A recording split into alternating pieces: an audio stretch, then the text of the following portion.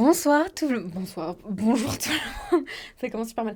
Bonjour tout le monde, j'espère que vous allez bien et bienvenue dans un nouvel épisode de Chloé et ses pensées. Je sais qu'on est un petit peu en retard, que je suis un petit peu en retard sur la trend et que quand cette vidéo sortira, on sera probablement bientôt en mars. Mais il y avait une vidéo que j'avais vraiment envie de faire et je me dis que c'est maintenant ou jamais. Et en fait, j'ai envie de vous parler de mes ambitions et de mes résolutions, etc. et de mes vœux un peu, mes souhaits pour l'année 2025. Alors je sais que le moment où je vais sortir cette vidéo, on sera à peu près en mars, donc l'année elle sera à peu près à son tiers. Je me suis même demandé si ça valait vraiment le coup que je la fasse. Au final, je suis arrivée à la conclusion qu'il fallait quand même que je fasse cette vidéo, même pas pour vous, juste pour moi. En gros, je la fais, donc je suis obligée ensuite de respecter ses vœux. J'ai l'impression que très souvent, quand on fait des résolutions de nouvelle année, etc. Je suis désolée, on va entendre le bruit du siège tout le temps. J'espère que ça va pas être trop chiant. Je suis sur un petit siège en cuir ou faux cuir, je ne sais pas. Et du coup, genre, à chaque fois que je bouge, il y a un petit, genre, grincement de cuir qui est hyper désagréable, mais I hope c'est ok. Je fais cette vidéo pas vraiment pour la poster pour vous. Peut-être qu'il y a des gens qui trouveront des choses, des sujets intéressants dans ce que je vais dire. Mais la raison principale pour laquelle je fais cette vidéo, c'est plus parce que je veux me tenir responsable de cette vidéo. En fait, c'est comme une preuve de mes résolutions et en fait, je peux pas revenir en arrière. C'est-à-dire, je peux pas être en mode ah non, non, j'ai pas dit ça. Si, je l'ai dit.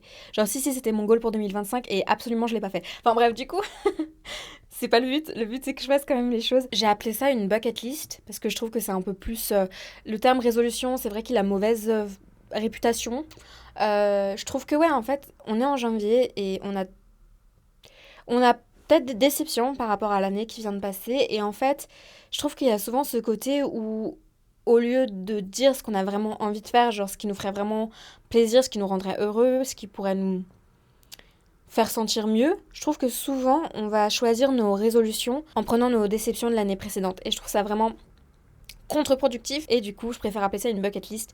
C'est un peu genre ce que j'ai envie de faire pendant l'année. Cette bucket list, je l'ai écrit en plusieurs thèmes. La première étant la carrière et tout ce qui est lié au travail, la deuxième étant tout ce qui est lié aux finances, la troisième étant tout ce qui est lié au spirituel, la quatrième étant le physique, la cinquième étant le mental et la dernière étant la famille, le social. La famille, le social, les amis, etc. Donc j'ai essayé de donner un petit titre à chaque thème. Ma bucket list 2025, pour le thème de la carrière, le titre que j'ai donné c'est A Content Creator, an Artist Traveling the World. Donc en français, à une créatrice de contenu, un artiste qui voyage autour du monde. Mon goal de 2025 en ce qui concerne ma carrière, c'est d'essayer de beaucoup plus présente en tant que créatrice de contenu, ou en tout cas de trouver plus ce que j'aime, vraiment mon field dans ce domaine, et que ce que j'aimerais développer en tant que créatrice de contenu, c'est du contenu d'une meuf un peu artistique qui voyage le monde. C'est vraiment ma personnalité, ma life, c'est un peu ça actuellement. Premièrement, pour arriver à ce goal, il faut que je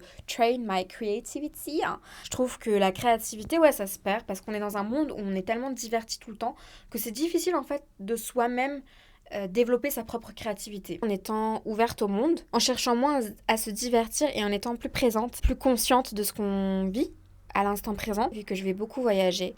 Je pense que c'est une chance hyper inouïe d'apprendre tellement, d'avoir plusieurs prismes de vision, d'avoir plusieurs perspectives. Et je pense que c'est quelque chose qui pourrait vraiment m'aider cette année. Vouloir créer du contenu et donc développer sa créativité et à la fois le fait de voyager pour en fait nourrir ce développement de créativité quoi. Et surtout en fait un de mes plus gros goals de cette année et qui a déjà très mal commencé c'est d'être consistante à créer. Je trouve que pour créer, enfin pour développer sa créativité aussi, il faut pas que se poser et arrêter d'être diverti. En fait, c'est comme tout.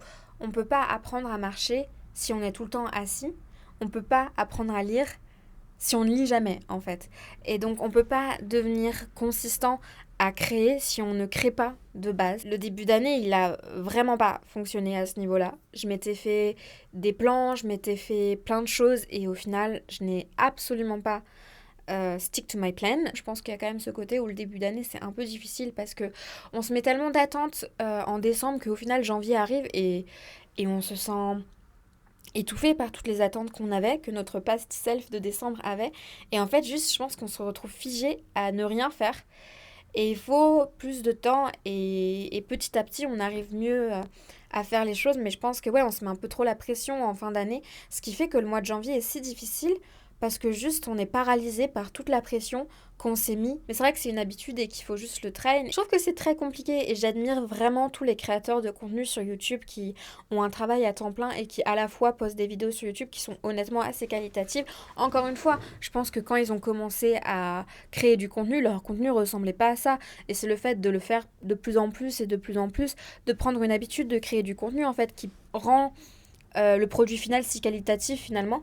Et je pense que c'est ça qu'il faut pas perdre de vue, pardon, c'est ce côté en fait quand on commence quelque chose forcément ce sera pas incroyable mais il faut juste pas s'arrêter parce que plus tu fais quelque chose et plus tu le fais bien. Mon goal, c'est de ne pas abandonner, même si je me tape des 5 vues par vidéo, bah écoutez, il n'y a aucun problème. Là, je sais que ces vidéos, c'est un peu du n'importe quoi. Je parle devant une caméra, il n'y a aucun vrai travail qui est dessus, à part juste, je prends mon temps pour faire ça. Ensuite, je prends du temps pour le montage, etc. Mais en soi, c'est vraiment juste pour moi que je fais cette chaîne parce que je trouve ça hyper cool de pouvoir m'exprimer.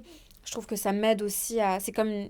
Je sais pas si je l'avais déjà mentionné dans d'autres épisodes, mais je trouve qu'il y a un côté assez thérapeutique à parler comme ça tout seul. Moi, je suis quelqu'un qui parle énormément tout seul et je me suis dit que utiliser ce hobby que je fais tout le temps, de parler toute seule pour pouvoir faire des vidéos et peut-être, j'en sais rien, créer des débats, ouvrir sur des idées, etc. pouvait être quelque chose d'intéressant. Mais voilà, c'est vrai qu'il y a certaines vidéos où sur ma chaîne principale, j'essaye de faire des trucs qui sont sympas et au final, bah, j'ai pas forcément de retour, etc. C'est vrai que ça peut me décourager, mais je pense qu'encore une fois, il faut pas perdre en vue l'objectif qui est juste de produire du contenu que j'aime et d'en être fière et surtout de faire ça parce que j'aime ça et pas parce que je veux recevoir quoi que ce soit en retour. Dans d'autres points, j'ai continué en disant qu'il ne devrait pas avoir peur de sortir ma caméra, de prendre les gens en vidéo. Je suis tombée sur une vidéo récemment d'une créatrice de contenu qui parlait du fait de filmer sa vie même quand on avait l'impression qu'elle était ennuyante, mais juste de le faire de manière un peu cinématographique et donc de rendre l'ennuyant intéressant. Something like that. Souvent, on va s'auto-critiquer en se disant mais ça vaut pas le coup que je le prenne en vidéo, ça vaut pas le coup que je le montre au monde. Si on y met la forme et si on s'exprime vraiment artistiquement et personnellement, je pense que ça peut trouver son public, etc. Enfin, d'autres sujets. Et c'est vrai qu'il y a un dernier point sur lequel j'aimerais vraiment y mettre plus d'attention, c'est le fait de continuer à apprendre et de continuer à évoluer. Suivre des formations en ligne, regarder des vidéos YouTube, de tutoriels, etc. Moi, c'est quelque chose que j'aimerais faire un peu plus souvent. C'est vrai qu'on n'y pense pas. En tout cas, moi, personnellement, j'y pense pas. Mais il y a toujours des choses qu'on ne sait pas. Il y a toujours des professeurs qu'on n'a pas rencontrés, en fait. On a beau savoir quelque chose sur une matière, des fois, le professeur qui te l'enseigne, il va t'apprendre tellement de choses différentes. Donc ça, c'était tout ce qui concernait la partie carrière. Tout ce qui est financier, mon titre, c'est dépenser sagement. J'ai passé l'année 2023-2024 à travailler pour pouvoir partir en voyage et être l'esprit serein. Là, j'ai une période de ma vie qui est hyper particulière. J'ai pas envie de trop me restreindre en me disant non mais je veux pas faire cette activité parce que c'est un peu cher, etc. Si vraiment j'ai envie de faire cette activité et si je sais que genre dans 5 ans, je serai en mode ah, c'est dommage que j'ai pas fait cette activité, faut que je la fasse en fait. C'est pas grave que bah, sur le coup, je dépense un peu d'argent, etc. C'est pas grave que mon argent il baisse un peu vite et que des fois je suis un peu en mode ah, comment on va faire pour continuer? L'argent, ça va, ça vient. L'important, c'est quand même de profiter. Je trouve qu'il y a beaucoup cette mentalité de faut économiser, etc. Et je peux comprendre, je trouve que je remercie l'univers, Dieu, la vie d'être autant privilégiée pour pouvoir dire ce genre de choses, d'être autant à l'aise et me dire bah c'est ok, genre je peux dépenser mon argent comme j'en ai envie. Alors que je sais très bien qu'il y a des gens qui n'ont pas ce privilège, mais je parle tellement les gars, la caméra elle avait déjà coupé. Je veux pas me restreindre trop et j'ai pas de but financier particulier, même si je suis privilégiée, que j'ai la chance d'avoir un discours très privilégié en ce qui concerne l'argent. Je reste quand même quelqu'un qui aura tendance à être un petit peu stressé par rapport à ça. Je pense que j'ai quand même été élevée avec un peu de nervosité et d'anxiété en ce qui concerne l'argent qu'on possède. Je pense que mon goal de cette année, c'est vraiment de plus être anxieuse du tout par rapport à l'argent, d'être ok, de se dire bah je n'ai qu'une vie, genre autant que je dépense mon argent dans des choses qui me font plaisir plutôt que d'économiser et en fait ensuite juste regretter. Et j'ai dit que financièrement, j'aimerais commencer à la fin de 2025, mais bon. J'aimerais pouvoir toucher de l'argent, commencer à gagner un tout petit peu ma vie grâce à des projets artistiques, que ce soit YouTube, que ce soit, je sais pas, moi j'aime beaucoup faire de la photographie et malheureusement, entre gros guillemets, actuellement je suis forcée à ne faire que des photographies de paysages. Mais j'adore faire des portraits et j'aimerais trop faire ça plus souvent. C'est vraiment quelque chose que je kiffe en fait, la photographie de portrait, prendre des gens en photo, que ce soit en mode shooting ou en mode des gens que je vois dans la rue et tout, j'adore ça. Mais c'est vrai que moi, je suis un peu gênée, je suis un peu shy, et du coup, prendre des gens comme ça dans la rue, ça me met un peu mal à l'aise. En plus, j'ai trop peur que les gens le prennent trop mal, etc. Mais moi, c'est quelque chose que je surkiffe trop. Et je pense que, ouais, j'aimerais que je commence à voir un peu quelques fruits financiers à la fin de l'année 2025. Je suis pas pressée, hein. Franchement, il y a le temps que ça vienne. Mais qu'à la fin 2025, grâce à des projets artistiques, je puisse commencer à toucher un petit peu d'argent. En ce qui concerne le thème spirituel de mon année, j'aimerais être beaucoup plus proche de la nature et de ma spiritualité. En 2023, fin 2023, début 2024, en fait, j'ai commencé à travailler pour mon goal de voyage, en fait. Et je trouve que mon voyage, à la base, il avait vraiment un délire très spirituel, même si c'est beaucoup de découvertes, beaucoup d'expériences, d'expérimentation aussi. Je trouvais qu'il y avait quand même beaucoup ce côté spirituel, très interne.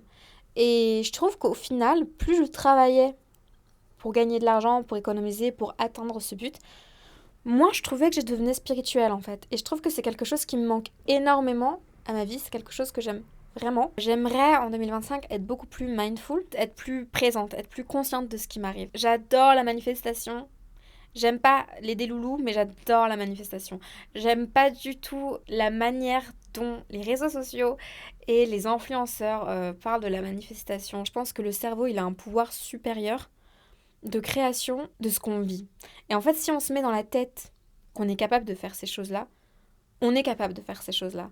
Et je trouve que des fois, il y a un côté un peu bizarre à la manifestation qui est trop genre.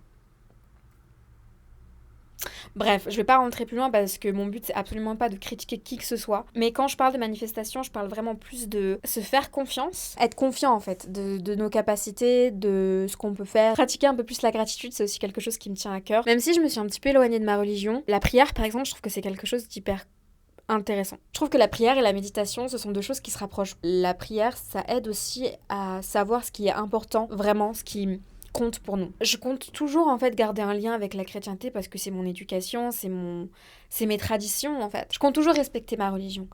Mais c'est vrai qu'actuellement, j'aimerais quand même plus me documenter et apprendre tout ce qui est religion, enfin croyance non conventionnelle en fait. Et pour tout ce qui est spirituel en fait, j'ai appeler ça un detox day. Mais en fait, chaque semaine, en général, surtout quand je suis dans un appartement, en tout cas quand je vis dans un endroit, parce que là, c'est un peu compliqué dernièrement, mais chaque semaine, je fais un grand jour de ménage. Je lave tout et je nettoie tout dans l'appartement une fois par semaine. J'aimerais beaucoup, en fait, aussi faire un sorte de ménage spirituel. Je pense que vous avez un peu l'image en tête, les trucs des encens, les trucs comme ça, là. Mais je pense que t'as même pas besoin d'encens pour ça, mais je trouve que juste être mindful d'aussi, genre, tu nettoies ton environnement, mais tu nettoies pas que les surfaces en fait. Il faut aussi que tu nettoies l'énergie du lieu. Tout ce que ça a pu stocker en fait. J'ai trop l'impression qu'on va me prendre pour une zinzin, mais je suis sûre qu'il y a une commu derrière tout ça. Je suis sûre qu'il y a une commu qui va me comprendre et qui va être en mode oui. Et même si vous avez des conseils, il y a toujours des sortes de rituels que vous faites quand vous voulez nettoyer votre maison. Je sais qu'il y a énormément de croyances très différentes. Je sais qu'il y a des gens qui mettent des herbes. Je sais qu'il y a des gens qui utilisent les pierres. Je sais qu'il y a des gens qui ont des rituels encore plus précis que ça. Mais voilà, si vous avez des rituels à me conseiller, parce que j'avoue que je connais pas non plus beaucoup de choses. Moi, je suis vraiment très mentale comme personne. Je fais pas beaucoup de rituels physiques, mais vraiment des rituels plus internes. Donc voilà, si vous avez des trucs à me conseiller, ce serait avec plaisir. Ensuite, on va parler d'un domaine qui est, ma foi, beaucoup mentionné dans tout ce qui est résolution. Donc là, on arrive en fait dans le domaine du physique. Mon titre pour ce domaine-là, c'est positivité. Ça se dit pas, hein. Bon bref, on va le dire en anglais. Positivity and reliability. Pourquoi reliability? En fait, faut sortir de cette vision du corps comme si c'était un jouet que tu pouvais modeler à l'infini. J'ai absolument plus envie de rentrer dans ces tendances-là, dans ce conditionnement-là. Je ne veux pas, en fait, faire du sport ou faire des activités physiques ou atteindre un certain but physique pour une raison extérieure, mais vraiment parce qu'en fait, je veux pouvoir faire confiance à mon corps. Par exemple, j'ai fait pas mal de randonnées quand on était en Suisse et c'était compliqué, quoi. J'aimerais vraiment être en mode, mais je sais que si, là, je me lance dans une randonnée de 3-4 heures, 5 heures, et qu'il y a des montées, il y a des descentes, etc., je veux pouvoir me dire que j'ai confiance en mon corps pour pouvoir assumer ça. Je dis pas que ce sera facile ou quoi que ce soit, c'est pas mon but, non. Le but, c'est juste d'être en mode, je sais que je suis capable de le faire. Pour arriver à ça, j'aimerais pratiquer une activité physique régulière. Franchement, moi, ça rend aucun carcan. J'aimerais pratiquer le plus possible d'activités différentes. Et ce que je trouve drôle, c'est que cette résolution de j'aimerais avoir une activité physique régulière, c'est une résolution qu'on prend tous les ans. Tout le monde prend cette résolution en vrai. Et je comprends pas pourquoi c'est si compliqué dans notre société, en fait, d'accorder du temps à notre corps chaque jour. Genre, on accorde tellement de notre pensée à notre corps chaque jour qu'on peut accorder l'activité physique, quoi. Je pense qu'il y a juste une singularisation de l'activité physique, où au final, genre, c'est des activités qui peuvent être un peu compliquées et que juste les gens n'aiment pas forcément. Enfin, genre, tout le monde n'aime pas courir. Moi, j'aime pas tant que ça courir. Et pourtant, j'aime courir, mais genre, ce serait vraiment pas mon activité physique de base. Perso, moi, mon goal, c'est de courir à peu près une fois par semaine parce que je trouve ça cool, je trouve que c'est un moyen de prendre l'air. J'avoue que genre, courir plusieurs fois par semaine, mais la flemme, quoi. Et je trouve que genre, c'est soit tu vas à la salle, soit tu vas courir. Et la salle, encore...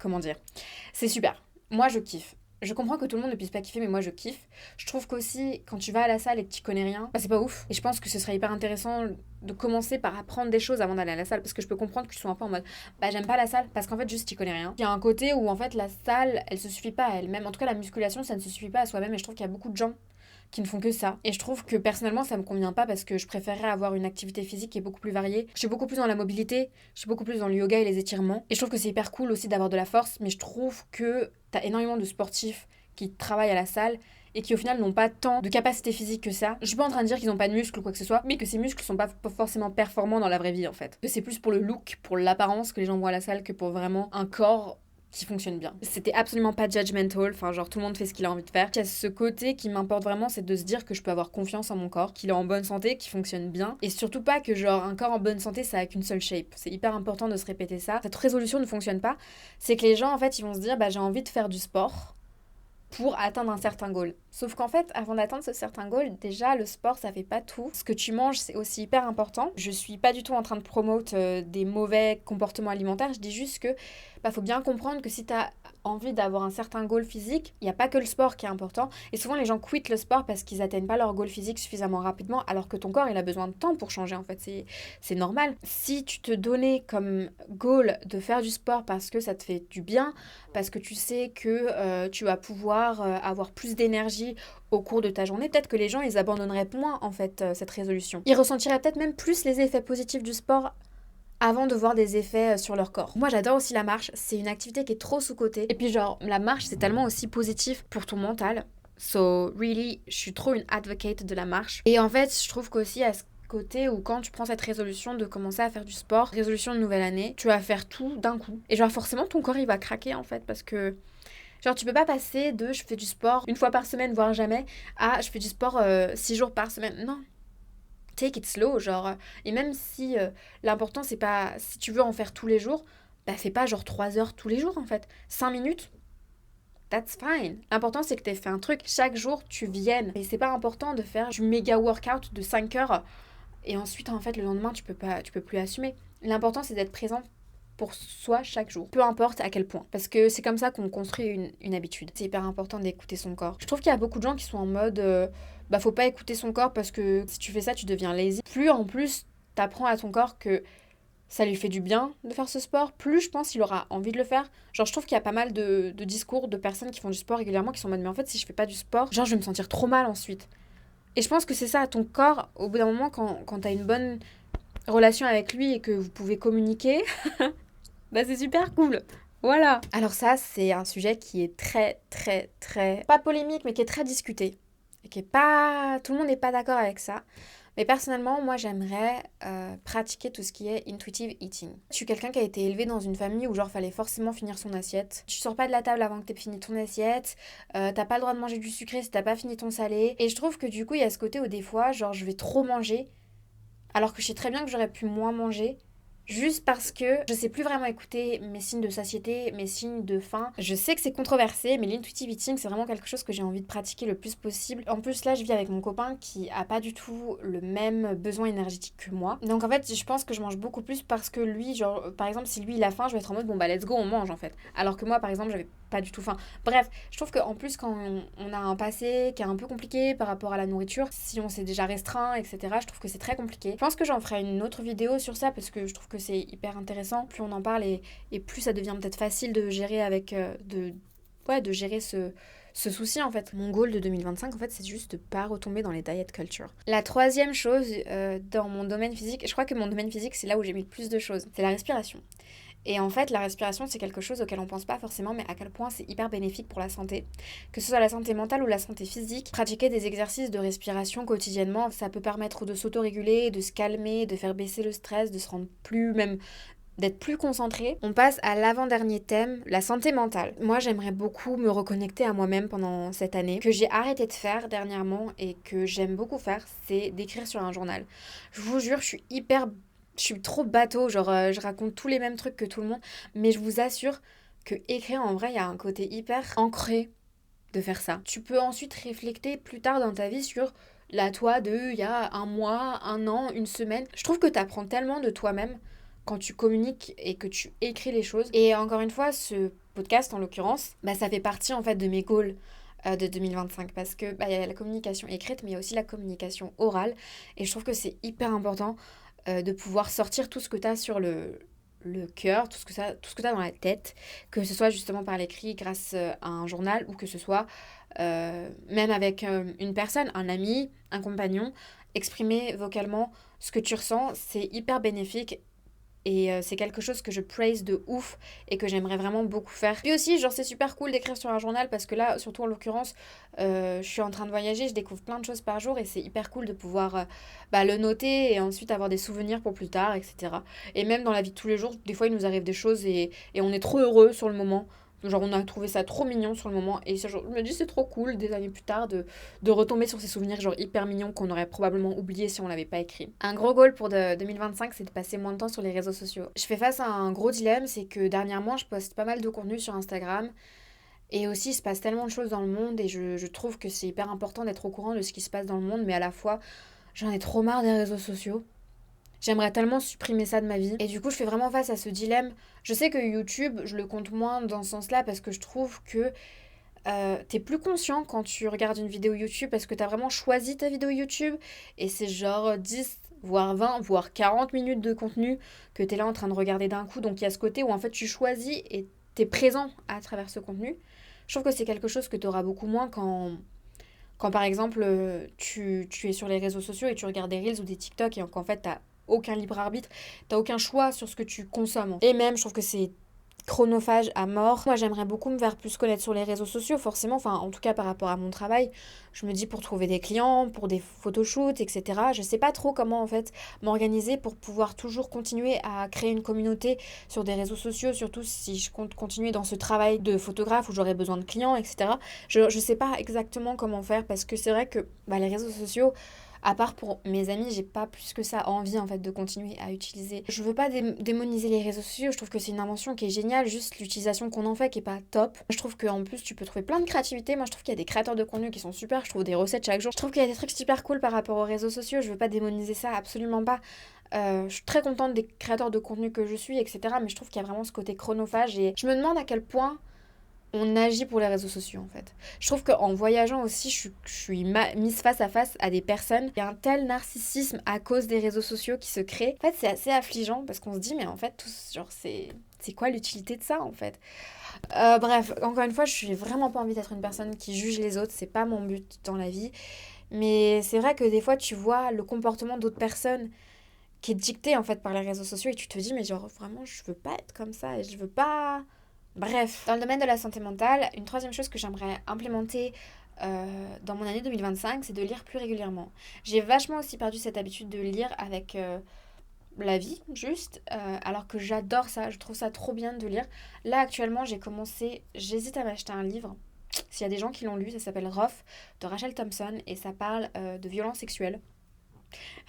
C'est très léger, c'est très sympathique et en fait, je le trouve hyper intéressant et j'aimerais probablement me le procurer. Donc voilà, s'il y a des gens qui l'ont lu et qui le conseillent, dites-le moi. En plus de lire plus, aussi juste apprendre plus en fait. Comme je l'avais mis par rapport à ma partie carrière où j'aimerais apprendre plus de choses, surtout par rapport à l'étalonnage, c'est quelque chose qui m'intéresse beaucoup, vu que je fais aussi pas mal de photographie, peut-être, etc., apprendre plus par rapport à ça, ou même Photoshop, etc., peut-être prendre des petits cours sur Photoshop, etc. Apprendre de nouvelles choses. J'apprends l'allemand actuellement.